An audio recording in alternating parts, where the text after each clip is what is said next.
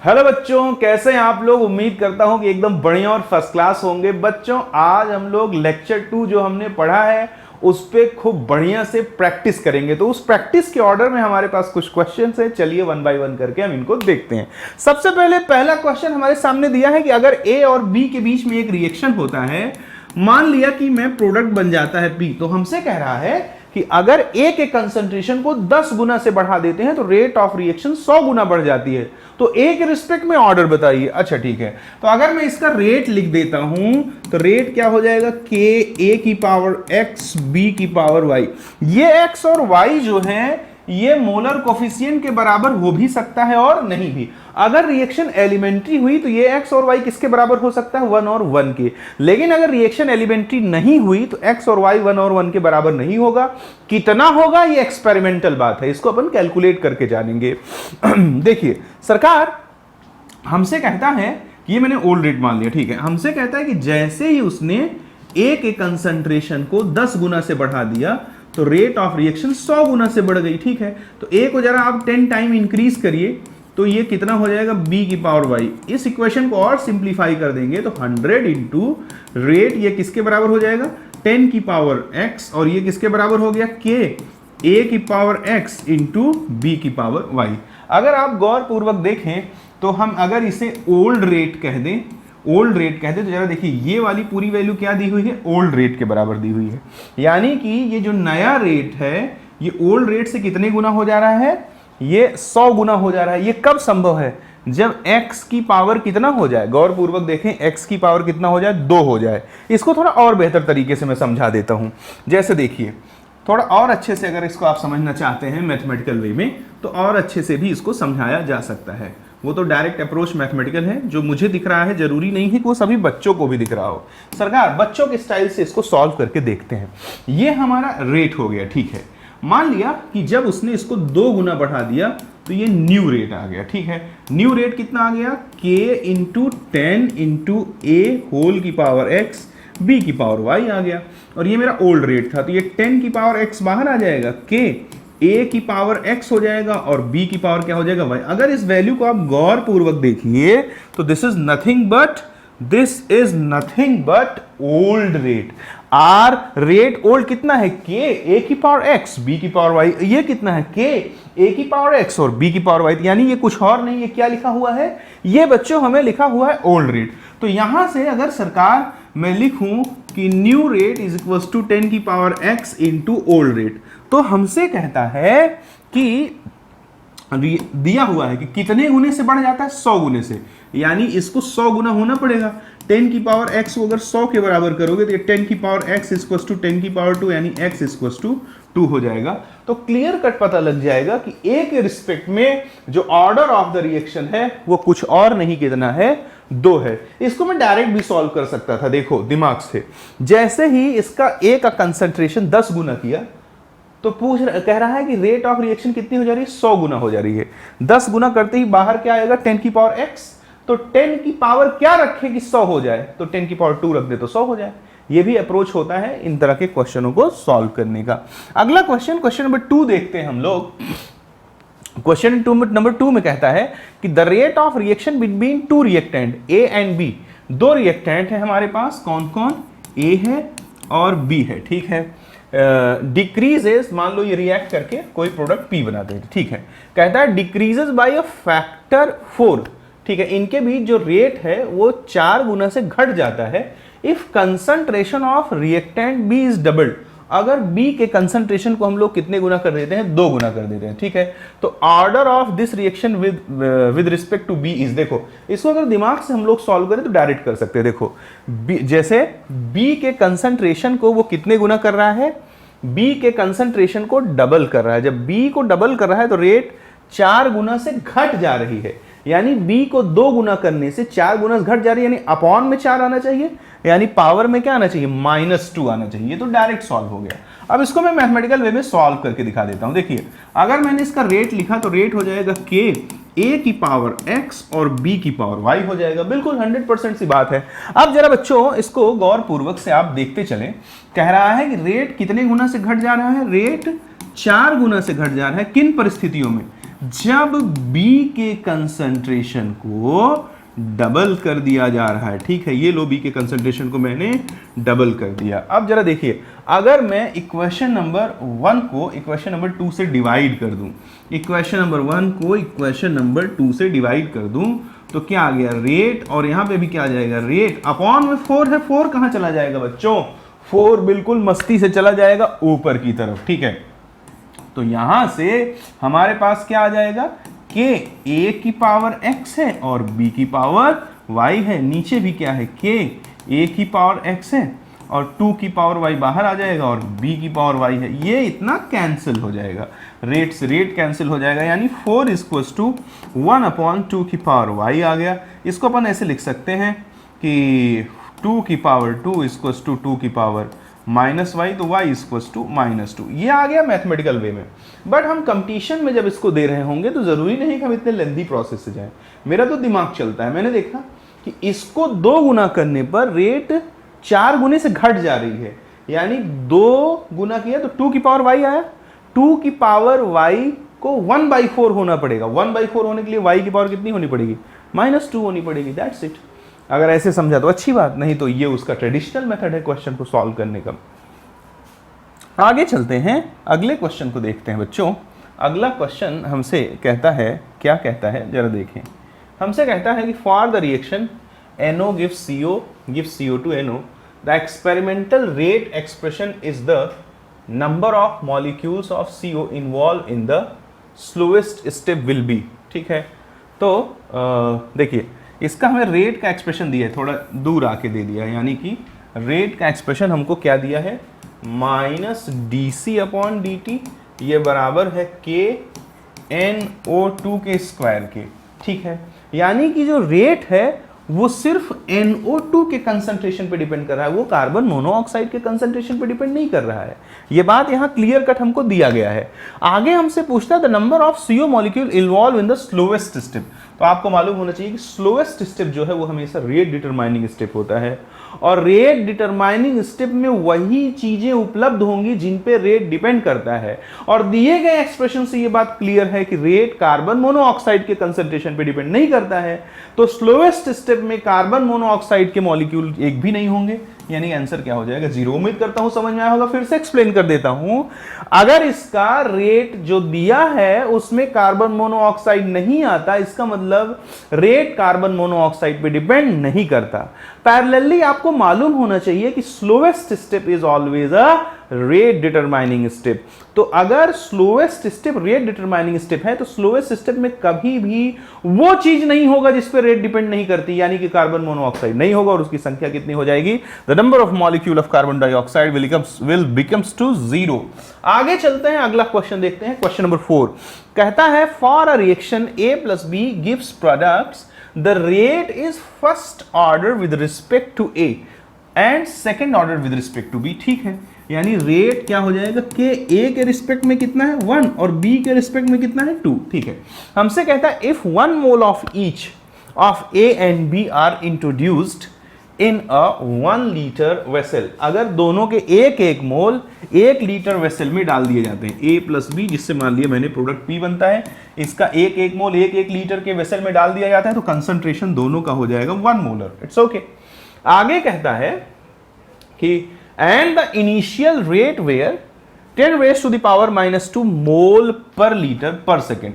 जो initial rate है वो कितना है, 10 की पावर -2 मोल पर लीटर पर सेकेंड। आगे दिया है कि when half of the reactants have been used, हमसे पूछ रहा है कि रेट कितना होगा जब आधा रिएक्टेंट यूज हो जाए, तो बचेगा कितना, आधा बचेगा। भाई जब आधा यूज हो जाएगा तो आधा आधा बचेगा, और रेट क्या होता है, रेट हो जाएगा K और A की जगह आधा और B की जगह आधा का स्क्वायर। और हमको रेट कांस्टेंट की अगर देखें तो क्या बोल रहा है, इनिशियल रेट वेयर, शुरू में रेट हमको दिया है तो रेट कांस्टेंट शुरू वाले डेटा से निकाल सकते हैं। Rate is equals to K A की पावर 1 B की पावर 2, तो रेट हमको शुरू में कितना दिया है, 10 की पावर -2, K A कितना है शुरू में 1 और ये कितना है 1, तो K की वैल्यू कितनी आ गई, 10 की पावर -2। रेट कांस्टेंट है जो कि कभी भी बदलता नहीं है। हमें K की वैल्यू मालूम है, तो हमें रेट आ जाएगा। देखिए कैसे, के की वैल्यू हमने डाल दिया 10 की पावर -2 और ये कितना डाल दिया, 2 दूनी 4, 1/8, 8 इंटू 10 की पावर -2। इसको अगर अपन सॉल्व करेंगे तो पॉइंट लगाया, 0 बढ़ाया, 8 के 8, 2 10 20, 8 दूनी 16, 4 20, 8 पंचे 40, यानी कि 1.25 इंटू 10⁻³ बोल सकते हैं। Means first one is the right answer. उम्मीद करता हूँ कि आपको समझ में आया होगा। पहले डेटा का इस्तेमाल करके मैंने के निकाला और जब आधा कंज्यूम हो गया था तब हमसे रेट पूछ रहा था, और रेट पूछ रहा है, कंसंट्रेशन की वैल्यू दी हुई है, के की वैल्यू हमारे पास है, डायरेक्ट पुट किया, आंसर आया। 2 कौड़ी का नॉर्मल सा क्वेश्चन है, इसमें कोई इतना बड़ा रॉकेट साइंस नहीं लग रहा है। अगला क्वेश्चन कहता है for the reaction 2N2O5 gives 4NO2 + O2, rate of reaction and rate constant are given. ठीक है, रेट ऑफ रिएक्शन, ठीक है, rate of reaction and rate constant are इतना एंड इतना, ठीक है, respectively the concentration of N2O5। ठीक है, इधर देखिए जरा, रेट क्या हो जाएगा, रेट हो जाएगा K और कंसंट्रेशन ऑफ N2O5। अब सवाल पैदा होता है कि N2O5 में पावर कितना लगाएं। बहुत जबरदस्त क्वेश्चन है ये, क्योंकि इसका ऑर्डर हमको दिया नहीं है। चलो, तो अगर इसका ऑर्डर नहीं दिया है तो जल्दबाजी में अगर हम लोग यहाँ पावर 2 लगा देंगे तो ये क्वेश्चन गलत हो सकता है। कैसे गलत हो सकता है, देखिए मैं आपको समझाता हूँ। सबसे पहले थोड़ी बातें इसमें समझनी पड़ेगी, बहुत ज़बरदस्त क्वेश्चन है। देखिए, सबसे पहली चीज़ कि क्या हम किसी रिएक्शन का ऑर्डर रेट कांस्टेंट की बदौलत जान सकते हैं? यस, जान सकते हैं। देखिए, जैसे मान लीजिए कि A से हमको प्रोडक्ट B बनता है, तो इसका रेट क्या हो जाएगा, इसका रेट हो जाएगा K और A की पावर मैंने मान लिया order of the reaction, suppose it is generalize form में हमने N लिख दिया।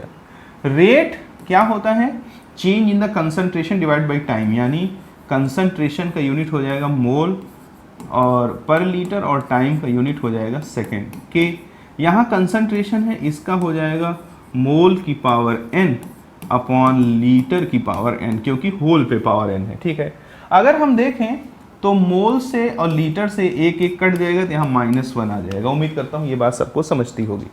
तो यहाँ हो जाएगा 1/सेकेंड इक्वल्स टू के मोल की पावर n-1 अपॉन लीटर की पावर n-1, यानी के का अगर हम देखें तो हो जाएगा लीटर की पावर n-1 और अपॉन में क्या आ जाएगा, सेकेंड इंटू मोल की पावर n-1।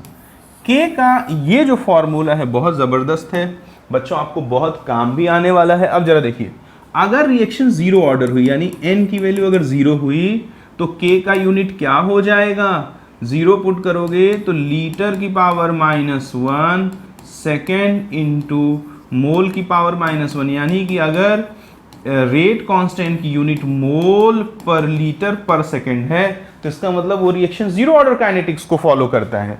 अगर बच्चों n की वैल्यू 1 हो जाए तो k जरा देखो कितना हो जाएगा, लीटर की पावर 1-1 अपॉन सेकेंड इंटू मोल की पावर 1-1, लीटर की पावर 0, मोल की पावर 0, सिर्फ बचेगा 1 अपॉन सेकेंड। यानी अगर रेट कांस्टेंट की यूनिट दिया हो सेकेंड इनवर्स तो इसका मतलब वो रिएक्शन किसको फॉलो करता है, वो रिएक्शन फर्स्ट ऑर्डर काइनेटिक्स को फॉलो करता है। और अगर मेरे बच्चों n की वैल्यू 2 दी हो तो k क्या आ जाएगा, लीटर की पावर 1 सेकेंड इंटू मोल की पावर 1, यानी कि अगर हमको कहीं दिया है कि लीटर अपॉन मोल पर second means the order of reaction is nothing but 2। तो ओवरऑल डिस्कशन का इतना मतलब है सिर्फ कि हम on the basis of the unit of K we can decide the order of any chemical reaction। तो अगर यहां आप माइन्यूटली ऑब्जर्व करेंगे तो हमको रेट कांस्टेंट की यूनिट दी हुई है सेकेंड इनवर्स, जो कि चीख चीख के कह रहा है कि the reaction follow first order kinetics. अगर रिएक्शन फर्स्ट ऑर्डर काइनेटिक्स को फॉलो करता है तो रेट ला एक्सप्रेशन बन जाएगा KN2O5 होल की पावर 1, और जल्दबाजी में अगर हम इसको सॉल्व करेंगे तो पावर 2 भी लगा सकते हैं। मेरे प्यारे सरकार, आगे जरा देखें और बात को समझने की कोशिश करें डिटेल में। जरा देखें, यहां हमसे कहता है कि रेट कितना है, the rate of reaction is given, how much is given 1.02 into 10 की पावर -4। रेट कांस्टेंट कितना दिया है? 3.4 इंटू 10 की power -3। The concentration of N2O5 पूछ रहा है। N2O5 का कंसंट्रेशन एक झटके में आ जाएगा। N2O5 इक्वल्स टू 1.02 इंटू 10 की पावर -4 डिवाइड बाई 3.4 इंटू 10 की पावर -3। ये ऊपर जाएगा तो कितना हो जाएगा? 1.02 इंटू 10 की पावर -1 और अपॉन में कितना हो जाएगा? 3.4। इसको अगर हम लोग डिवाइड कर देंगे द कंसंट्रेशन ऑफ N2O5, तो इसको अगर हम लोग डिवाइड कर देंगे तो ये वैल्यू, भाई 1 को 3 से डिवाइड करोगे तो छोटी वैल्यू आएगी। Exact the concentration of N2O5 at that time will be the rate of reaction and rate constant. ठीक है, इतना एंड इतना दिया है। ठीक है, सही सॉल्यूशन है। इसको अगर आप सॉल्व कर लेंगे तो सॉल्व करने पर आपको एग्जैक्ट डेटा मिल जाएगा। कहिए तो एग्जैक्ट सॉल्व कर देता हूँ। लो, 3.4 को 34 बोल सकता हूँ। 10 की पावर -1 है, ऊपर गया +1 हो गया, ये ख़त्म हो जाएगा। यानी 1.02 डिवाइडेड बाई 34। 1.02 को डिवाइड बाई 34 करेंगे तो 102 इंटू 10 की पावर -2 डिवाइडेड बाई 34 कर सकते हैं। यानी ये 3 इंटू 10 की पावर -2 के आसपास वाली वैल्यू जानी चाहिए, जो कि ऑप्शन में नहीं दिया है। तो मैं एक बार फिर से चीज़ों को देख लेता हूँ। For the reaction 2N2O5 gives 4 and the rate of reaction and rate constant are given 1.02 into 10 की पावर -2 and 3.4 into 10 की power -3 second inverse। The concentration of N2O5 at that time will be। ठीक है, rate की जगह मैंने value डाल दिया इतना, रेट कांस्टेंट की जगह वैल्यू डाल दिया मैंने इतना, और ऑर्डर ऑफ द रिएक्शन हमको मालूम है कितना है 1, तो पावर में कितना लगा दिया इसके 1। ठीक है, N2O5 हमको चाहिए तो हमने इसको इससे डिवाइड कर दिया। -4 था, नीचे से -3 ऊपर गया, प्लस हो जाएगा, यानी -1 बचेगा। -1 बचेगा तो इसको मैंने 34 इंटू 10 की पावर -1 कर दिया, ऊपर गया +1 हो गया, +1 -1 कैंसिल आउट हो गया, यानी 1.02 डिवाइडेड बाई 34। तो 1.02 डिवाइड बाई 34 अगर हम लोग करते हैं तो इसको मैंने 102 इंटू 10 की पावर -2 लिख दिया। तो ये 3 त्रिक्का 9, 90 और 4 3 12, 3 बार तो नहीं जाएगा। ये दिए गए ऑप्शंस इसमें मैच नहीं कर रहे हैं। क्या रीज़न है मैच न करने का? ये गलत भी हो सकता है, मतलब मैं चेक कर देता भाई, पूरा तरह से डिवाइड करके चेक कर देता। वेट, 102 डिवाइडेड बाई 34 करेंगे अपन, तो अराउंड 3 आ रहा है। ठीक है, तो 3 के साथ लेकिन भाई मल्टीप्लिकेशन में 10 की पावर -2 भी तो होगा, बट ऑब्वियस होगा, यानी कि ये इनकरेक्ट है। यहाँ पे इंटू 10 की पावर -2 भी आना चाहिए। Now the second option is the right answer. ठीक है, इज द परफेक्टली करेक्ट, इसमें कोई दिक्कत वाली बात नहीं है। आप इसको देख सकते हैं, बिल्कुल कॉन्फिडेंट रहिए। तो उम्मीद करता हूँ कि आपको समझ में आया होगा। मैच करने में इसलिए टाइम लगा कि जो हमारे भाई साहब, जो हमारे टाइपिस्ट जी हैं, उनसे थोड़ी सी यहाँ पे गलती हो रखी है। आगे चलते हैं, अगला क्वेश्चन देखते हैं। अगला क्वेश्चन क्या कहता है हमसे? प्यारे बच्चों, कहता है कि the rate equation for the reaction 2A + B gives C is this। The correct statement about this. ठीक है, हमको इसका रेट लॉ एक्सप्रेशन दिया हुआ है ऐसा। ठीक है, यानी A के रिस्पेक्ट में 1 है, B के रिस्पेक्ट में 1 है। हमसे कहता है K is independent of A and B, T half is constant, unit of K is second inverse, rate of formation of carbon is twice the rate of disappearance of A। चलो एक एक करके देख लेते हैं। सबसे पहले कहता है कि K is independent of A and B। क्या K जो है वो A और B से इंडिपेंडेंट होगा? हमसे पूछता है कि द करेक्ट स्टेटमेंट इज, तो K तो जो है हमारा क्या है? रेट कांस्टेंट है। रेट कांस्टेंट जो होता है वो A और B से इंडिपेंडेंट तो नहीं रह सकता, क्योंकि K क्या आ जाएगा? रेट अपॉन में A और B आ जाएगा। ठीक है, तो ये तो हमारा क्या हो गया? गलत हो गया। रिएक्शन का अगर हम लोग देखें, N की वैल्यू 2 है, यानी ऑर्डर ऑफ रिएक्शन कितना है? 2। ठीक है, T हाफ कांस्टेंट सिर्फ किसका होता है? 0.693 अपॉन K, किसके लिए कांस्टेंट होता है? फर्स्ट ऑर्डर के लिए। यूनिट ऑफ के जो है यहाँ सेकेंड इनवर्स नहीं, क्योंकि रिएक्शन का ऑर्डर कितना है? 2। आगे कहता है रेट ऑफ फॉर्मेशन ऑफ सी, देख लेते हैं, यानी कि dc/dt की बात कर रहा है। अगर हम rate of formation of C की बात करते हैं तो ठीक है, तो rate of reaction in terms of C इतना हो जाएगा, और rate of reaction in terms of A कितना हो जाएगा? -dA/dt हो जाएगा। ठीक है, तो rate of formation of C is twice the rate of disappearance of A. तो देख लेते हैं, rate of disappearance of A क्या हो जाएगा? -dA/dt। ये किसके बराबर हो जाएगा? 2 × dc/dt। ये कुछ और नहीं, rate of formation of C है। तो rate of formation of C is twice the rate of disappearance of A. नहीं, ट्वाइस नहीं है, उसका आधा है। जरा देखो गौर से, जो rate of disappearance of A है उसका आधा है ना ये rate of formation of C. Twice होता तो यहाँ पे मल्टीप्लिकेशन में 2 आना चाहिए था, लेकिन 2 नहीं आ रहा है, 1/2 आ रहा है। ठीक है, यानी कि ठीक है, अगर हम लोग देखते हैं कि rate of formation of C is twice the rate of disappearance of A, ये तो गलत हो गया। Unit of K is second inverse, ये भी गलत हो गया। टी हाफ इज कांस्टेंट, तो टी हाफ कांस्टेंट नहीं होता है सेकेंड ऑर्डर का, अभी आगे पढ़ाएंगे, अभी हमने हाफ लाइफ के बारे में पढ़ाया नहीं आपका। K is independent of A and B. ठीक है, देखें इस बात को जरा गौर पूर्वक देखिए, जो रेट कांस्टेंट है वो कंसंट्रेशन के बदलने से नहीं बदलता है, यूनिट बदलता है। रेट ऑर्डर बदलने से रेट कांस्टेंट का यूनिट बदलता है, बट रिएक्शन का रेट कांस्टेंट जो है ना, हाँ ये क्लियर हो गया, वो किस पे डिपेंड नहीं करता? ए और बी के कंसंट्रेशन पे डिपेंड नहीं करता। भाई कंसंट्रेशन आप कुछ भी रखोगे, के की वैल्यू सिर्फ टेम्परेचर डिपेंडेंट होती है। तो थोड़ा जल्दबाजी में शायद मैंने बोल दिया कि इस पर डिपेंड करेगा। के की वैल्यू सिर्फ और सिर्फ क्या होती है? टेम्परेचर डिपेंडेंट होती है। सिर्फ और सिर्फ rate constant is depends only and only and only and only and only and only and only and only upon the temperature. That's why first statement is perfectly correct and second, third and fourth is perfectly wrong.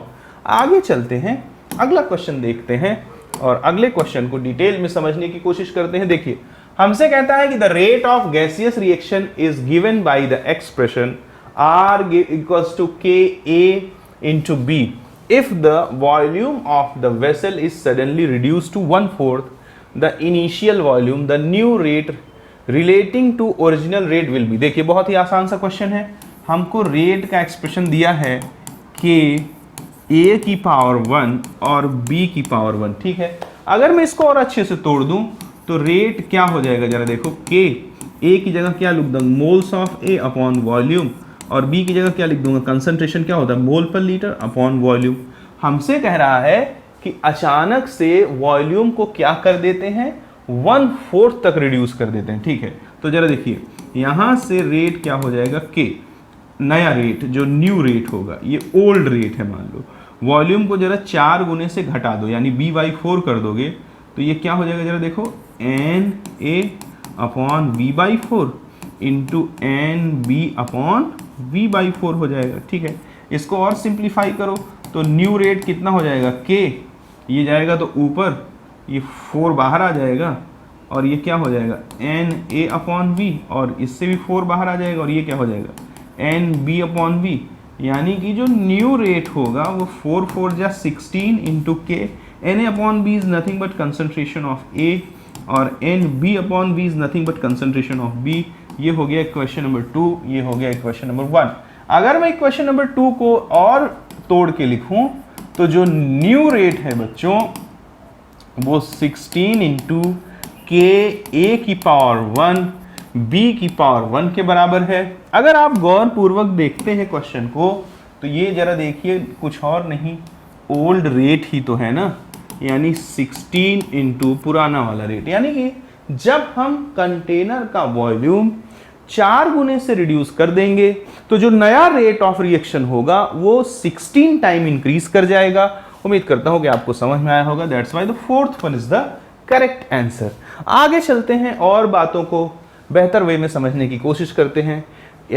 Inversion of cane sugar in dilute acid, conversion into glucose and fructose is a. ठीक है, आगे आपको कुछ चीज़ों के बारे में पढ़ाएंगे तो आपको ये क्वेश्चन अच्छे से समझेगा। लाइक अभी इन्वर्जन ऑफ शुगर नहीं जानते हो, सूडो ऑर्डर रिएक्शन के बारे में नहीं जानते हो, तो इसको अभी आप छोड़े रहिए। आगे चलते हैं। आगे कहता है the rate constant of reaction is found to be इतना, रेट कांस्टेंट हमारा इतना पाया गया, ठीक है। The order of the reaction, देखो वही आ गया, अभी आपने देखा था कि रेट कांस्टेंट के बदौलत ऑर्डर पे कैसे अप्रोच लगाते थे, लीटर की पावर n-1 अपॉन मोल की पावर n-1 इंटू सेकेंड। अब n की वैल्यू कितना रख दूं कि मोल कहाँ चला जाए, ऊपर, और लीटर कहाँ चला आए, नीचे, यानी कि मोल ऊपर चला जाए, ठीक है। तो अगर मैं n की वैल्यू देखो 0 पुट कर देता हूँ तो क्या हो जाएगा, लीटर की पावर -1 अपॉन मोल की पावर -1 इंटू सेकेंड। अब इसको ऐसे लिख सकते हैं, मोल ऊपर कर दो तो मोल इंटू लीटर की पावर -1 और अपॉन में सेकेंड का सेकेंड है तो ऊपर जाएगा तो मिनट हो जाए, मतलब सेकेंड इनवर्स हो जाएगा, मोल लीटर का इनवर्स सेकेंड का इनवर्स। तो उसने सेकेंड को किस में लिख रखा है, मिनट में लिख रखा है। क्या फर्क पड़ता है, ऑर्डर तो रिएक्शन का कितना होगा, ऑर्डर तो रिएक्शन का 0 ही होगा। तो ये क्वेश्चन करने के लिए भी पिछले क्वेश्चन पे पकड़ होनी चाहिए, यानी कि we can approach on the order of the reaction by the help of unit of K. उम्मीद करता हूँ समझ में आया होगा। इसका भी आंसर क्या हो जाएगा, ऑप्शन नंबर 1। आगे चलते हैं। एक बड़ी प्यारी सी रिएक्शन है, थोड़ा सा ऑर्गेनिक को भी मिक्स कर रहा है। शायद जो लोग बिना न्यूक्लियोफिलिक सब्स्टिट्यूशन को पढ़े इसको देख रहे होंगे उनके लिए क्वेश्चन थोड़ा टिपिकल होगा, बट डोंट वरी, उसको भी जब आप पढ़ लेंगे तो ये क्वेश्चन आसान हो जाएगा। मैं जब कोई रिकॉर्डेड सेशन बनाता हूँ तो मैं उम्मीद करता हूँ कि वो सबके लिए, जो अच्छे बच्चे हैं उनके लिए भी अच्छा हो, जो थोड़े बेचारे कमज़ोर हैं उनके लिए भी अच्छा हो, एवरेज बच्चे के लिए भी चीज़ें अच्छी हों। और याद रखो, कोई भी तेज और कमज़ोर या एवरेज होता ही नहीं है, ये बहुत ही बोगस सी बात है। मैंने इस बात को 10 से 11 साल के टीचिंग करियर में फील किया कि जिसका लेजर शार्प फोकस्ड एटीट्यूड होता है क्लासरूम के अंदर, वो बच्चा अपने आप तेज हो जाता है, और जिसका एटीट्यूड डाइवर्टेड रहता है, कभी बातों को सुन रहा है, कभी नहीं सुन रहा है, कभी ध्यान दे रहा है, कभी नहीं ध्यान दे रहा है, वही बच्चा कमजोर हो जाता है। और कोई दूसरी परिभाषा नहीं है। ये बात आप ध्यान पूर्वक अपने दिमाग में डाल दीजिए कि जो है, पैदा होते से ही कोई बहुत तेज नहीं होता है। जो शार्पली बातों को फोकस्ड एटीट्यूड के साथ सुनता है वो तेज हो जाता है, जो डाइवर्टेड एटीट्यूड के साथ सुनता है, नहीं सुनता है, वो धीरे धीरे धीमा हो जाता है। तो तेज और धीमा बच्चा कुछ भी नहीं होता, मेरी नजर में तो भाई बिल्कुल भी कुछ भी नहीं होता। हमसे कहता है कि for a reaction Rx plus OH minus gives ROH and X minus, rate expression is given like this, ठीक है। हमसे कहता है what percentage of reactant bye SN2 mechanism when what percent of reactant react by SN2 mechanism when concentration of OH is this one। अब ये जानना पड़ेगा, SN2 जो होता है उसमें रेट किस पे डिपेंड करता है, एल्किल हैलाइड और न्यूक्लियोफाइल दोनों पे रेट डिपेंड करता है। तो हमसे पूछ रहा है कितना हिस्सा, तो परसेंटेज निकालना है। तो हम लोग वह परसेंटेज बताओ रिएक्टेंट का जो किसके हिसाब से, SN2 के हिसाब से प्रोडक्ट में कन्वर्ट हुआ।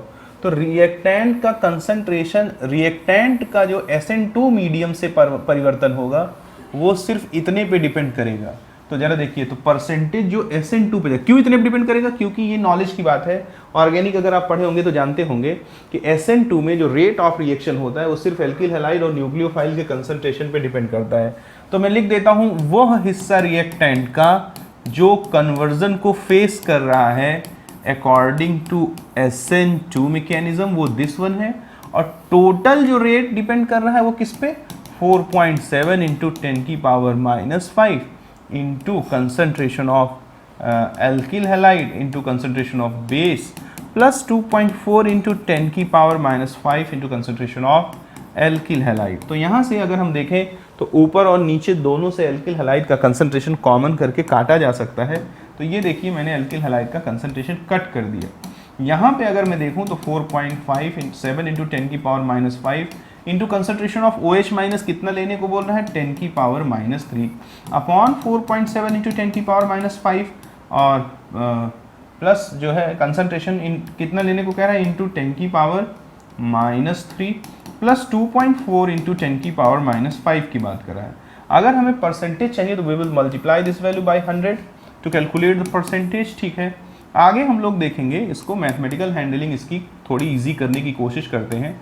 4.7 इंटू 10 की पावर -8 ऊपर आ गया, अपॉन 4.7 इंटू 10 की पावर -8 नीचे आ गया, प्लस 2.4 इंटू 10 की पावर -5 आ गया, मल्टीप्लाइड बाई 100 आ गया। ठीक है, अब यहाँ पर अगर हम लोग गौर पूर्वक देखें तो नीचे से 4 इसको अपन 4 ऐसे ही रहने देते हैं, 4.7 इंटू 10 की पावर -8, नीचे से 4.7 इंटू 10 की पावर -8 को कॉमन कर देते थे, ये वैल्यू 1 हो जाएगी, और ये कितनी हो जाएगी 2.4 डिवाइडेड बाई 4.7, और 10 की पावर -5 ऊपर जाएगा -8, तो ये कितना हो जाएगा 10 की पावर 3, यानी कि, और मल्टीप्लिकेशन में 100 और आ जाएगा ये वाला, इससे ये कट गया, यानी 100 डिवाइडेड बाई 1 प्लस ये दो बार जाएगा, 4.7, ये 2.4 है, यस एग्जैक्टली अराउंड 2, तो ये कितना आ गया अपॉन 2 इंटू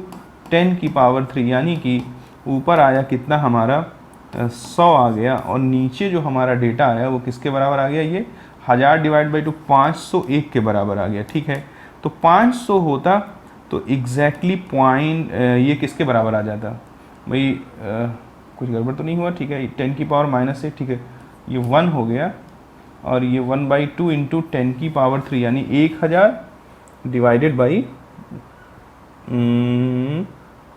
ठीक है, 1500, और ऊपर कितना बचा हमारा 100 बचा है। ठीक है, तो 100 अगर ऊपर बचा है और नीचे हमने इसको कॉमन कर दिया, तो ये कितना आ गया 1, और ये कितना आ गया -5 था, 1000 आ गया 8। ठीक है, 10 की पावर 3 1/2, ठीक है, ये प्लस का 1 हो गया, ये इससे कैंसिल आउट हो गया। ठीक है, 100 और अपॉन में कितना आ गया 1 प्लस 1/2 इंटू 10 की पावर 3।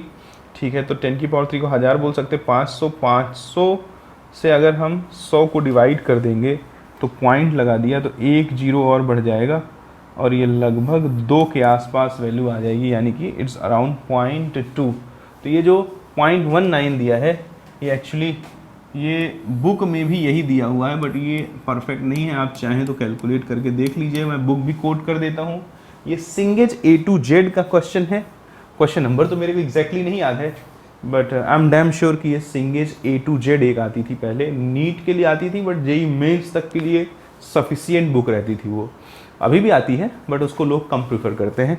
उसके क्वेश्चन है, आप चाहो तो इसको वेरीफाई कर लीजिएगा, इसको 1.9 ना आकर के इसको 0.19 के आसपास आना दिया रहना चाहिए। ठीक है, आगे चलते हैं बच्चों, मुझे याद है, आप चाहो तो रीवेरीफाई कर लेना। आगे चलते हैं, कहता है for an elementary reaction 2A + B give C + D the molecularity is. एक हमारे पास एलिमेंट्री रिएक्शन है, एलिमेंट्री रिएक्शन दी हुई है, जिसके लिए हमें मॉलिक्यूलरिटी पूछ रहा है। तो भाई इसकी मॉलिक्यूलरिटी क्या हो जाएगी, एलिमेंट्री है, 2 और 1 मॉलिक्यूल टकरा रहे हैं 3, तो इसकी मॉलिक्यूलरिटी कितनी हो जाएगी 3 हो जाएगी। आगे चलो, molecularity is the number of reactant molecule which collide each other to form product. A reaction involving 2 different reactants can never B.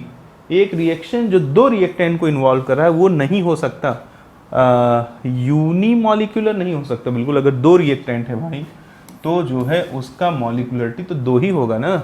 Order 1 हो सकता है, बाइमॉलिक्यूलर हो सकता है, और सेकंड ऑर्डर का भी हो सकता है, लेकिन वो कभी भी यूनिमॉलिक्यूलर नहीं हो सकता। उम्मीद करता हूँ समझ में आया होगा, नहीं समझ में आया होगा देख लो। जैसे A + B P बना रहा है, तो number of reactant molecule which collide with each other to form product is called molecularity. तो कितने रिएक्टेंट टकरा रहे हैं 2, तो मॉलिक्यूलरिटी क्या हो जाएगी 2, 1 तो हो नहीं सकती। ऑर्डर 1 हो सकता है, क्योंकि अगर इसका रेट ऐसे आ गया K A की पावर 1 और B की पावर 0, तो भी ऑर्डर 1 हो सकता है। K A की पावर 0 B की पावर 1, तो भी ऑर्डर 1 हो सकता है। K A की पावर 1/2 B की पावर 1/2, तो भी ऑर्डर 1 हो सकता है। यानी ऑर्डर 1 होने की बहुत सारी संभावनाएं हैं, ऑर्डर 2 होने की भी बहुत सारी संभावनाएं हैं, but there is no convincing fact कि इसका मॉलिक्यूलरिटी कितनी हो जाए 1 हो जाए। आगे चलेंगे और भी क्वेश्चंस देखते हैं, जैसे कि ये क्वेश्चन हमसे कहता है फॉर अ हाइपोथेटिकल रिएक्शन। ठीक है, क्या कहता है, A और B आपस में रिएक्ट करके प्रोडक्ट बनाते हैं, the rate law is rate equals to K A की पावर x B की पावर y। ठीक है, देन तो जरा देखिए x और प्लस y ये A + B के बराबर हो भी सकता है, ये x + y A + B से बड़ा भी हो सकता है, ये x प्लस वाई ए प्लस बी से छोटा भी हो सकता है। बराबर तब होगा जब रिएक्शन क्या होगी, एलिमेंट्री, और बड़ा या छोटा तब संभव हो सकता है जब रिएक्शन क्या होगी, नॉन एलिमेंट्री। तो सारी संभावनाएं सही हैं। आगे चलते हैं, कहता है for the following which is the second order reaction.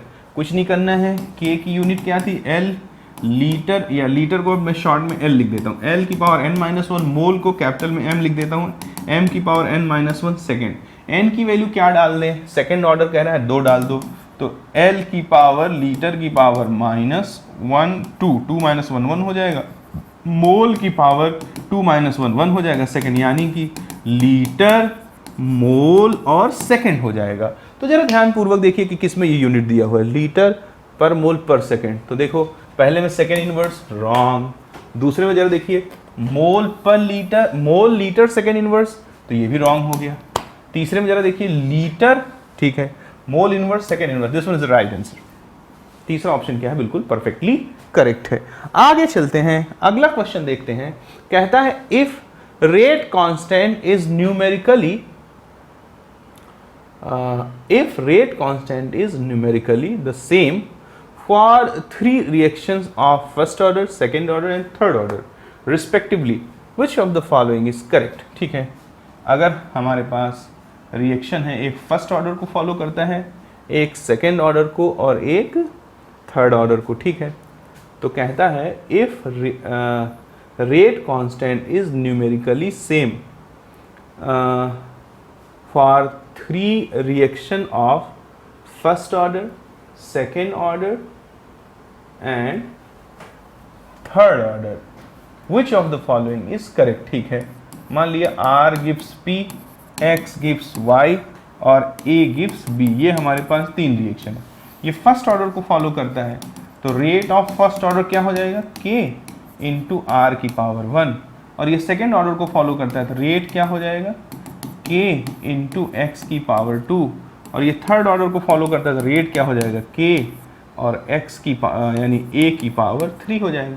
k की वैल्यू सबके लिए सेम कह रहा है, और कह रहा है अगर a यानी रिएक्टेंट, a मतलब वहाँ रिएक्टेंट के कंसंट्रेशन से, अगर रिएक्टेंट का कंसंट्रेशन 1 हो जाए, तो सबका इसका 1 करो, इसका 1 करो, इसका 1 करो, तो रेट बराबर आ जाएगा। बिल्कुल परफेक्ट बात है, देख लीजिए रेट बराबर आएगा।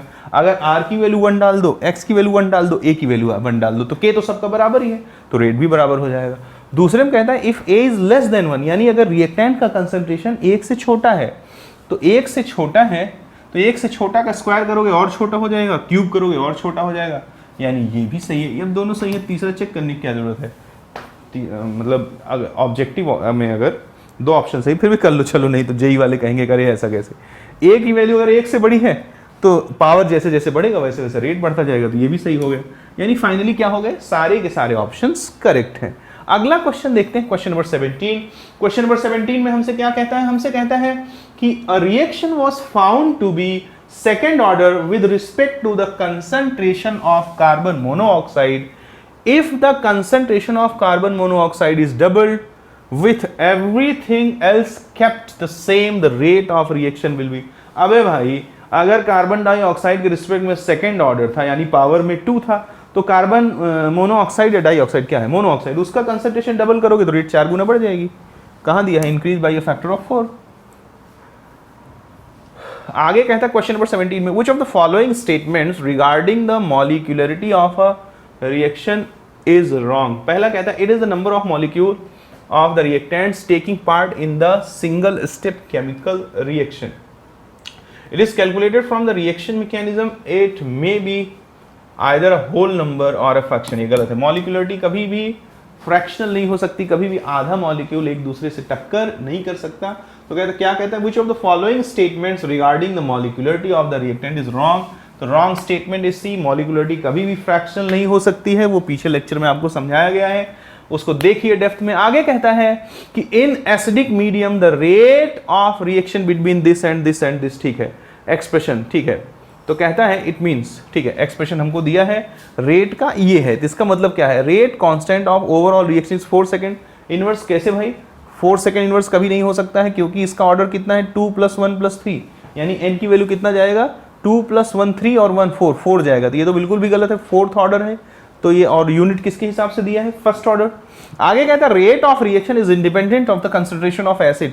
अगर भैया रेट ऑफ रिएक्शन इंडिपेंडेंट होता तो रेट के टर्म में एच ना आता, ये भी बिल्कुल गलत है। आगे कहते हैं the change in pH of the solution will not affect the rate. भाई पीएच अगर चेंज करोगे तो एच का कंसंट्रेशन बदलेगा, एच का कंसंट्रेशन बदलेगा तो रेट को अफेक्ट करेगा, ये भी गलत है।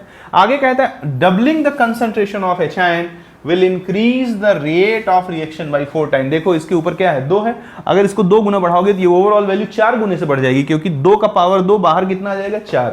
उम्मीद करता हूं समझ में आया होगा।